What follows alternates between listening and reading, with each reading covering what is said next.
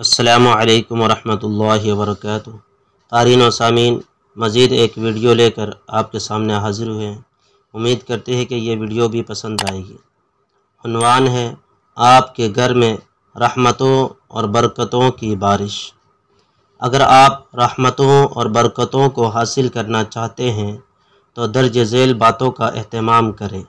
Number 1، گھر کے تمام مرد و خواتین اپنے جسم و لباس کی پاکی اور طہارت کا خوب اہتمام رکھیں۔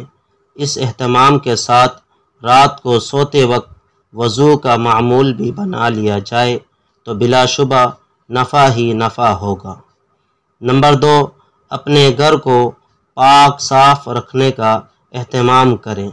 ناسمجھ اور چھوٹے بچوں کو مقرر جگہ پر حوائج ضروریہ سے فارغ ہونے کا عادی بنایا جائے۔ بچہ اگر غیر مقرر جگہ پر غلاظت کر دے تو اس جگہ کو فوراً اچھی طرح پاک صاف کرنا چاہیے۔ بچوں کے جسم اور لباس وغیرہ کی صفائی کا خاص خیال رکھا جائے۔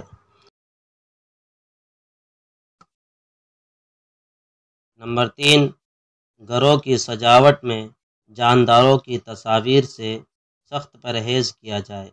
گانے بجانے اور موسیقی وغیرہ اور تفریح کے لیے ناجائز آلات سے اپنے گھر کو پاک رکھیں۔ ان تمام باتوں سے تمام اہل خانہ رحمت خداوندی سے محروم ہو جاتے ہیں۔ نمبر 4، گھر میں قرآن کریم کی تلاوت، ذکر و اذکار اور دین کی باتوں کا بطور خاص اہتمام کیا جائے۔ قرآن کریم کی تلاوت سے گھر سے بلائیں، نحوستیں، بیماری اور پریشانیاں دور بھاگتی ہیں اور گھر میں اللہ تعالیٰ کی رحمتیں نازل ہوتی ہیں اور سکون و اطمینان کی دولت نصیب ہوتی ہے۔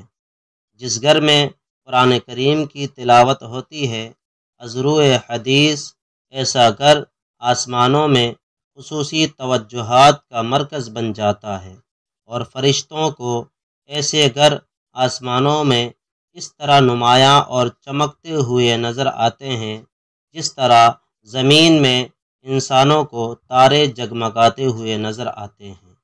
یہ کس قدر خوشبختی اور سعادت کی بات ہے، اور کون صاحب ایمان ایسی خوشبختی اور سعادت سے محروم ہونا چاہے گا۔ لہٰذا ہر گھر کا سربراہ نماز فجر کے بعد خود بھی اور گھر کے دیگر افراد کو بھی تلاوت کا پابند بنانے کی کوشش کرے اور تمام اہل خانہ مل کر گھر میں پاکی اور صفائی کا خاص خیال رکھیں۔ انشاءاللہ آپ کے گھر میں رحمتوں اور برکتوں کی بارش ہوگی۔ جزاک اللہ۔